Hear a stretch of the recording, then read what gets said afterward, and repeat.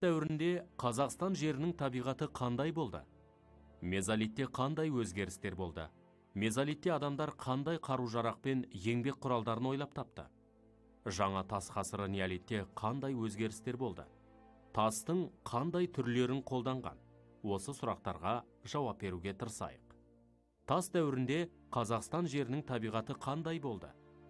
Біздің заманымыздан бұрынғы 100-80 мыңыншы жылдары ауа райы күрт өзгеріп, күн суытып, жер бетін мұз басады. Бұл уақыт мұз дәуірі деп аталды. Біздің заманымыздан бұрын шамамен 12-13 мың жыл бұрын мұз еріп, жер бетін топан су басқаннан кейін қазіргі ауа райы тұрақталып, жануарлар дүниесі қалыптаса бастайды. Әсіресе Қазақстанның оңтүстік өңірінің табиғаты адамның өмір сүру үшін өте қолайлы еді. Қазақстан жерін субтропиктік орман басып, қайың мен шырша қаптап өсті. Жануарлардан піл, бизон, жабайы жылқы, мамонт,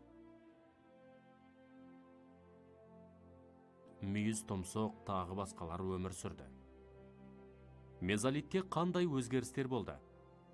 Мезолит біздің заманымыздан бұрынғы 12-5 мыңжылдықтар кезеңін қамтып, 7 мың жылдай уақытқа созылды. Мезолит тарихтағы ең аз зерттелген кезеңдердің бірі.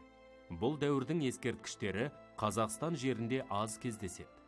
Мұз басудың аяқталып, мұздың еруі мезолит кезеңіндегі жануарларға ерекше әсер еткен. Бұл дәуірде мамонт пен мүйіз тұмсық сияқты ежелгі жануарлар жойылып кетті. Мезолитте адамдар қандай қару-жарақ пен еңбек құралдарын ойлап тапты? Мезолитте адамдардың қолданатын құралдары, қару-жарақтары бұрынғыдан да жетіле түсті. Бұл дәуірде адамдардың аң аулау тәсілі жетілді. Жылдам жүгіретін ұсақ аңдар пайда болып, адамдар жебе мен садақты аң аулауда жиі қолдана бастады.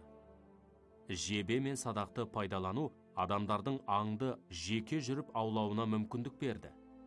Мезолит кезінде доғал және домалақ ұшты жебелер пайда болды. Бұны адамдар терісі бағалы аңдарды, сонымен қатар құстарды аулау үшін пайдаланды. Бұл дәуірде аң аулайтын қарудың бұрын болмаған жаңа түрі шықты. Ол бумеранг деп аталды. Бумеранг имек ағаш сияқты аң аулайтын қару. Қазіргі аң аулауға пайдаланып жүрген қақпан мен тұзақты адамдар алғаш рет осы орта тас ғасырында ойлап тапты. Аңшылық одан әрі жетіліп дами түсті. Бұл дәуірдің тағы бір жаңалығы адамдар арасында балық аулау көбейді. Балық аулау суда жүзетін қайықты ойлап табуға әсер етті. Мезолит кезеңінде өзендер мен көлдерде балықтар көп болған. Осы кезеңде мал шаруашылығы мен егіншіліктің алғашқы белгілері біліне бастады.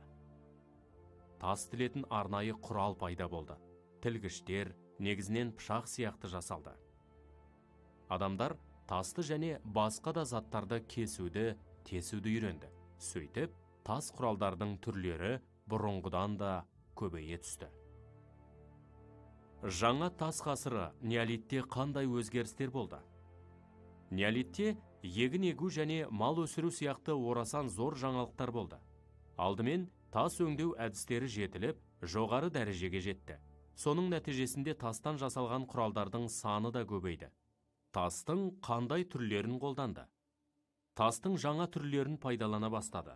Нефрит, кварцит, яшмадан жасалған неолит құралдары Қазақстан жерінен көп табылған.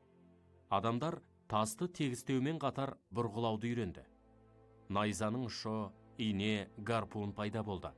Неолитте екі түрлі материалдан жасалған құрамалы құралдар шықты. Мұндай құралдарға жүзіне өткір ұсақ тастар қондырылған пышақ пен орақтар жатады. Неолит кезеңінде садақ пен жебені көп қолданғандықтан, оның түрі бұрынғыдан да жетіле түсті. Неолиттің тағы бір жаңалығы ыдыс аяқ жасау. Ыдыс жасауға саз балшықты пайдаланды. Алғашқы ыдыстардың сыртындағы өрнектерде геометриялық стиль көп кездеседі.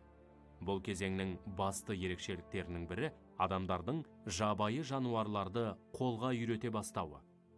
Ең алғаш адамдар үй жануары ретінде алдымен итті қолға үйретті. Осыдан кейін ғана мал өсіру ісі қолға алынды. Адамдар жер өңдеудің жаңа түрін ойлап тапты. Осылайша егіншілік кәсібі дамыды. Неолит кезеңінде алғашқы кен өндірісінің негізгі белгілері пайда болды. Сонымен, неолит кезеңінің ерекшелігі өндіруші шаруашылықтың және өнімді еңбектің болғанына көзіміз жетті. Мұның бәрі тарихта неолит төңкерісі деп аталады.